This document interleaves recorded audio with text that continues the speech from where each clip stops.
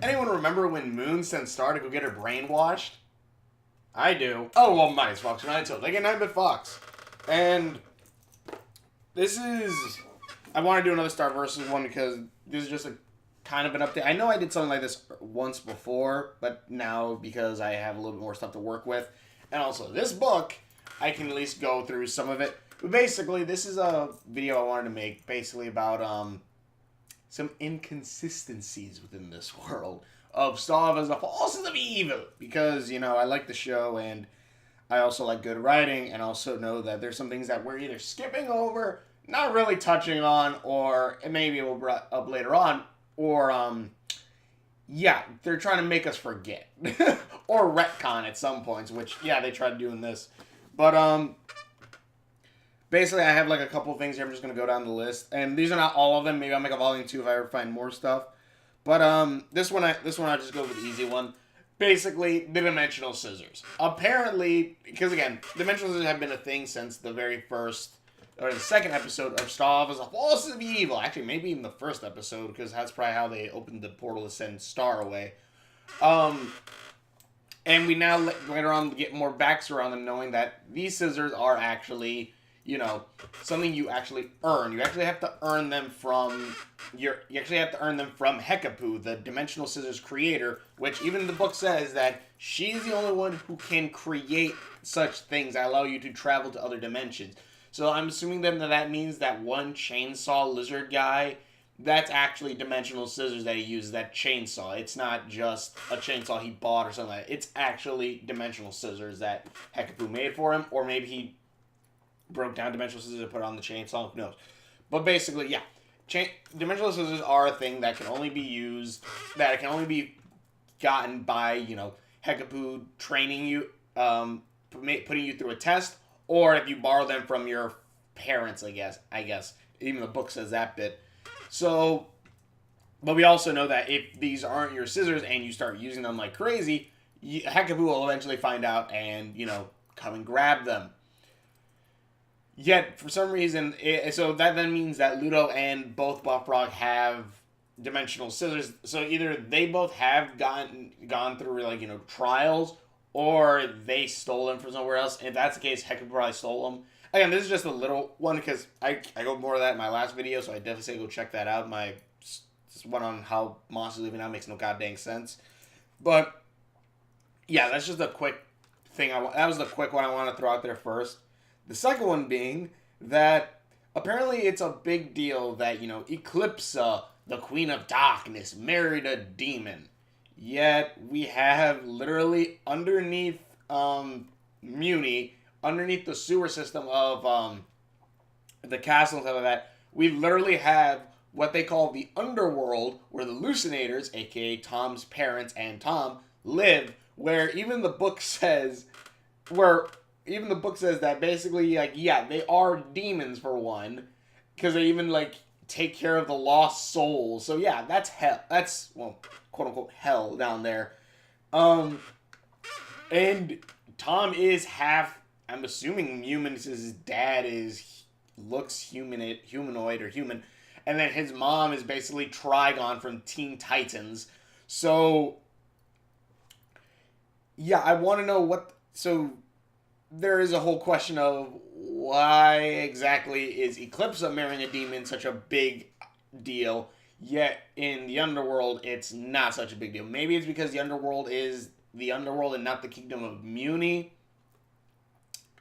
I don't know, but they seem like to put like a lot of like, oh, Eclipse is evil because of this, and I feel like eventually we'll get an explanation for that. I'm assuming again a prophecy about like a child born of both human blood and demon blood.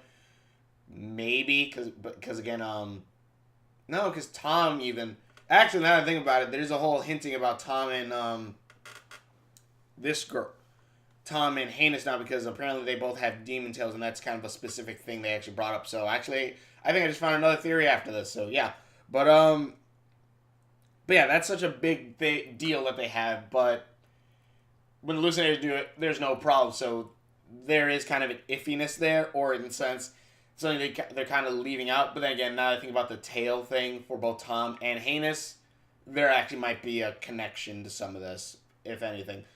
But let's move on to the next one. I know I brought this up at some point. Glossaric is God. Yes. Because not only is Glossaric the one who actually created the High Commission, and I don't mean by like, he created the society. No. He is the father of Hekapu, the goat guy, the crystal guy, and Omnitraxus, the giant god who controls her. He made each of them basically the same way that like an Olympian is made, like Zeus made an Olympian. Like, oh yeah, we need someone to do this. Boop. Well, even in Greek mythology or Roman mythology, I'm probably not exactly the same, but it's like, we need them to do this. Alright, we need someone to make sure these guys can... deja vu. But I need someone to be able to make dimensional scissors to let people know about other multiverses. Boop, Hekapu. I need someone to make sure the multiverses don't implode. Boop, Omnitraxus. I need this guy. Boop, I need this guy. Boop. Like, he literally made them. And if I remember correctly, because I can't freaking remember where I found it in the book.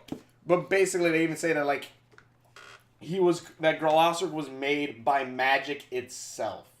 He was made by magic itself, and then, so, again, it's kind of the sense of, like, an not Olympians, the god Kronos in, like, Greek mythology, how he's born from Gaia, which is, like, the earth, or born or whatnot. Stuff like that. It has a kind of cool idea behind that bit, but yeah, Glossaric is basically God.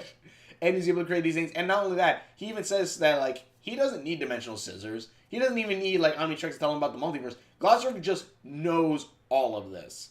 And another thing on that is that Glossaric, as well as magic, chose humans specifically to wield magic and stuff like that. And the thing is that that's coming from, like, if I at least remember the part of that, because I freaking couldn't remember where the fudge it is exactly, but... in this book, I did reread some of it, but in this book, like, Glossary's basically... I believe Glossary is the one who does explain that, because he does explain that he's the one who created a High Commission and everything, even saying that he made them to help humans. So, in a sense, I really do like that, because it is kind of the whole thing where, like... because humanity, because this world's full of humans, humans are usually the main characters of the story in a lot of different things. Even like, this galaxy far, far away, for some reason there are humans there, and everyone is shaped like humans. So, for no one... but I do like that it's kind of like, no, humans, no. Humans are the main guys. Humans are just another dimensional being. So that is kind of a cool little thing there, I thought. But yeah, that's a cool thing I just wanted to bring up there. Glossaric is God. And again, that also, it is a question of, like, why Glossary is bound to that magic book too now, though. Since he, again, apparently could do all these different things, why couldn't he, like, stop Toffee outright? But then again, maybe it's because... and then maybe that's also the reason why, like, technically he's not bound to the book anymore right now. Because I don't think so. So, there is still that question there. But, let's see. Alright, so yeah, then basically we get to the main thing that, like, the show does want you to try to forget, is that Moon and River were going to send Star to St. Olga's to get her brainwashed. And, again, like, I've discussed this a lot in, like, the past videos. Is more or less like an update on it, because now we even have more footage and more stuff about Moon and River, as well as a retcon in this book, or trying to retcon it. But yeah, basically, if anyone remembers the beginning of the show, Star basically has two options. She can either go to Earth, or go to St. Olga's, or stay on Earth, or go to St. Olga's if it doesn't work out. And St. Olga's, we know, is a place where you go to, where it's basically princess jail. Not only that, it's a reformment camp. It brainwashes you. It turns you into a quote-unquote rubber stamp. And rubber stamp of a princess or whatnot. So it takes away all your individuality and makes you just, rubber stamp. That's the best way I can describe it right now. And Moon and River were thinking about sending her there if, she wasn't good. So, yeah, they basically threatened to brainwash her. Moon and River threatened to brainwash their child and have her lose all her individuality to become a princess. Or the princess they wanted. So remember that when, like, you know, Star and Moon are having heart-to-heart moments, and then remember that that they actually threatened to send her to somewhere to lose her individuality. They were going to send her there. Just remember that, because again, there's more. Let's see. Star basically says that, like, Moon was too strict. Basically, that's saying that she doesn't want to be the queen because Moon is too strict. It looks like being queen is too strict, as well as, you know, all this stuff where she basically says, like, yeah, she doesn't want to become queen. Her mom feels like choking her, even like that's hinted at with, like, when she paints the drawing of herself and, like, Moon as a snake wrapping around her, slowly killing her. You get some, even though in that episode she's like, oh, what, I was just drawing whatever. Like, no, I think that is still like Star trying to, you know, scream out for help from the inside. But now, and like Star saying that she doesn't want the throne. But now, and again, like even in say Olga's one, like it kind of boggles my mind. Like Star kind of just breaks down at one point. But Star basically said, but now Moon has not shown any characteristics like that. No characters of her being strict. Not even any characteristics now anymore of her being, like, in any way super duper busy with everything, where she has no time for anything else. Like, she literally just had an episode where she just went with Eclipsa to find royal records she didn't know about. It's kind of real iffy on the bits where it's like, okay, wait, is she strict? Is she not? And again, none of her personality that we've seen, when Star and Moon meet up again after the first episode, Moon doesn't get angry with Star about her wand blowing up, doesn't get mad, doesn't seem strict at all, which you would think would happen with this, you know, parent, how they built her up, but it's kind of a similar fashion with St. Olga's.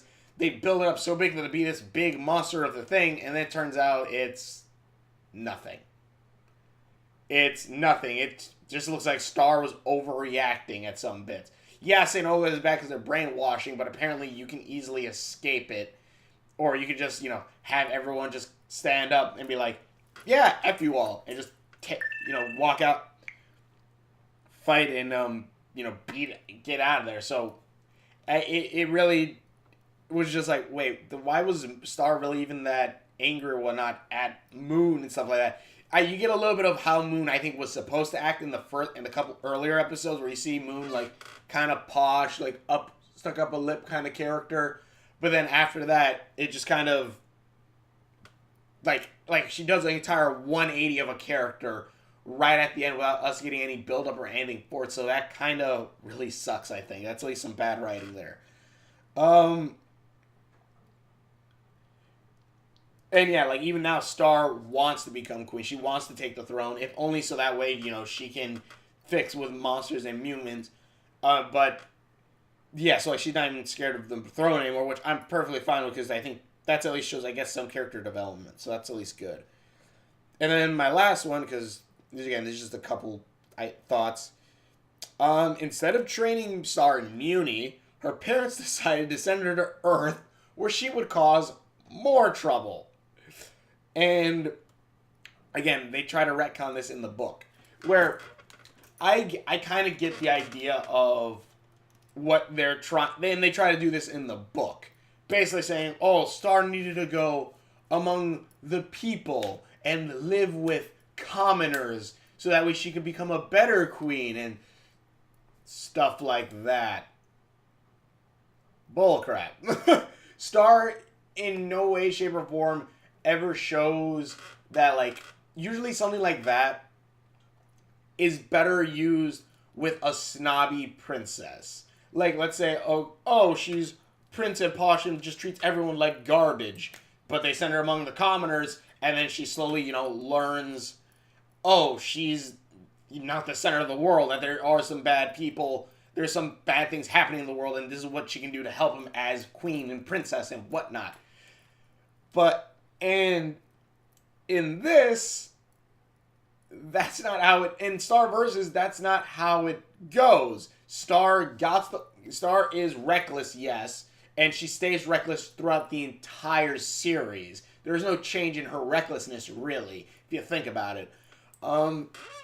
She uses her wand. If anything, what they should have done was kept her at Muni and taught her how to use the wand. But instead, they send her to Earth with Marco's parents, which Star even says a couple times that Marco's parents are way better than Moon, because they basically let Star use magic. Let her be not saying she shouldn't be herself, but basically just lets her use magic however she wants. She doesn't need to, hold back on it. And she doesn't need to hold back. She just do whatever the fuck she wants, and Marco's parents are pretty much okay with it. And I even like this one cool fan art. I'm checking on DeviantArt somewhere, but it's a cool fan art where it shows Star with her parents, and the parents are telling Star, you shouldn't do this, you shouldn't do that. And then on the next then the panel right after, it's Star between Marco's parents, and both of them saying, you were so energetic and lively and stuff like that. And she's like, yeah, that's how it probably should be, to show the difference between it. But because again, you're sending you're sending a girl who has a power, a magical item, who is apparently given to the royal family, and royal family until Moon's family got it, but was given to the royal family, but there was a royal family by gods.